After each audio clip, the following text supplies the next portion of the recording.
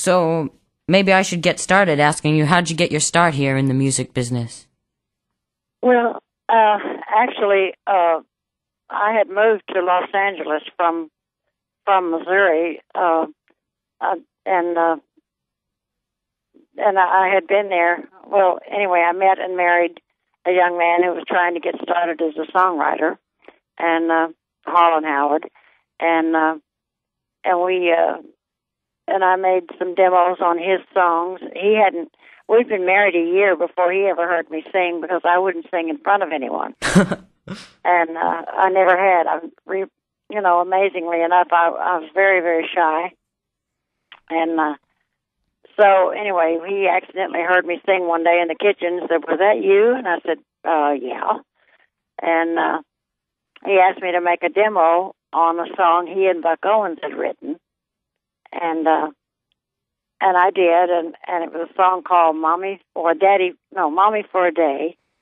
Oh, and the song that Katie Wells eventually recorded, right?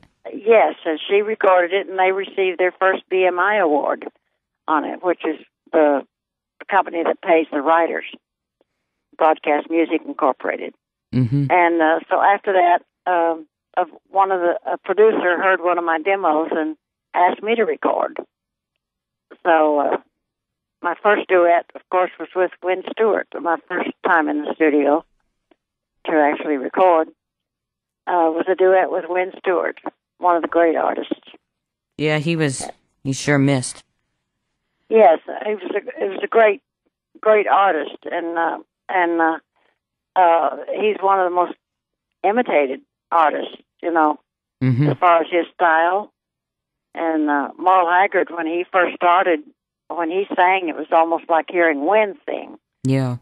And Merle Haggard's first record was a Wynn Stewart song. I didn't know that. Yeah, I think it was "Sing Me a Sad Song," but I'm not sure. Oh yeah, "Sing Me a Song, Sad."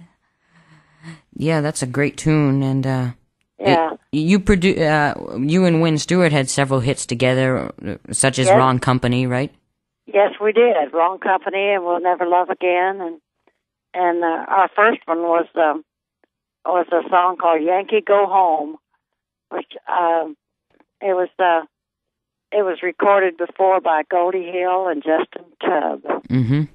And then Wynn and I recorded it, and believe it or not, it was in the top 30 in the Billboard charts, and we couldn't, believe it. It was, so that came about our second duet, which was "Wrong Company." And you've had over 30 records placed on the Billboard Country Singles chart, haven't you? Oh yeah, and I'm very honored with that. And then Bill Anderson and I recorded together for 7 years, and we worked the road together and recorded and did television together. Yeah, For Loving You went right to #1, didn't it? Yes, it did, and it stayed there for quite some time. And we had several other hit singles and albums. "If It's All the Same to You" and "Dissatisfied," and I can't remember the others, but we had several albums together. One of my favorite songs that you and Bill recorded is "We." Oh yeah, that was in an album. Yeah, I love that song. How you and him, you sing the harmony parts all the way through the song. Yeah. Great arrangement.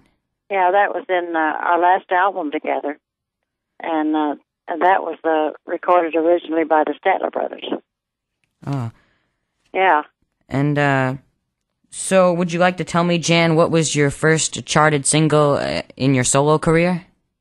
It's called "The One You Slip Around With." Ah, great song.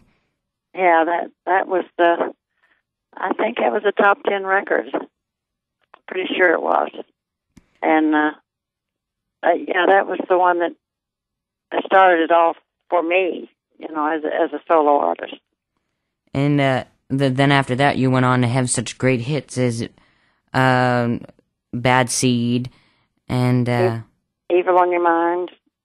"Evil on Your Mind" and There's one particular one here.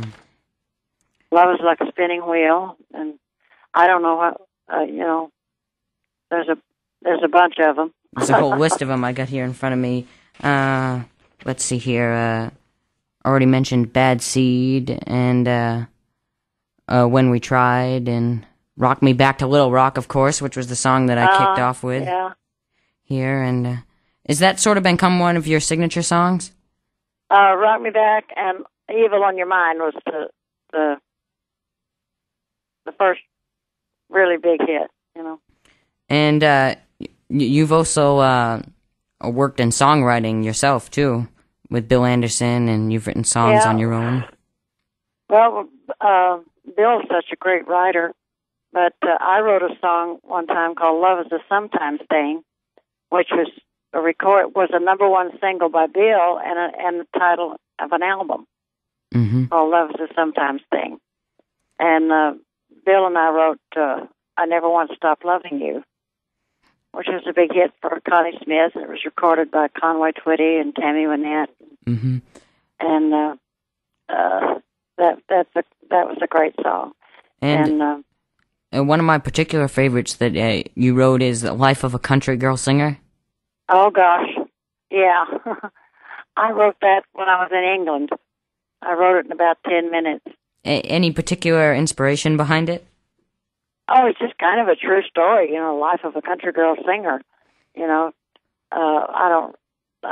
can't recall all the lyrics right now, but you pack your bags, you carry your own bags, and you never complain if the motel stinks. No, you don't. That's right. Never complain if the motel stinks. There's just the exciting part is the fun part is being on stage, but the rest of it is work, Yeah, probably about 75% work and 25% music, right? Yeah, that's about right, yeah. And you've made many television appearances over the years, right, Jan? Yeah, oh, yes. The Today Show and... Oh, gosh, I don't know. Bill and I did the Today Show together, and I don't know all of... I had a list of them a long time ago, but I don't remember all of them. And Family Feud, a few of them, Backstage at the Opry. Oh yeah, all of those. Nashville Now, that Nashville Music. Gosh, all of those that were done. Hee Haw. Yeah. Many. It was always, great fun to do them, and one of the things that I'm so glad I was a part of, it's a series that we did called Family Reunion. Have you ever seen those? I own a copy of those. They're those some were of my wonderful. favorites. We're going to do some more of those in January. Oh, really? I can't wait to get a hold of them. They're just... I myself would like to learn the history of country music because I consider myself to be a traditional artist.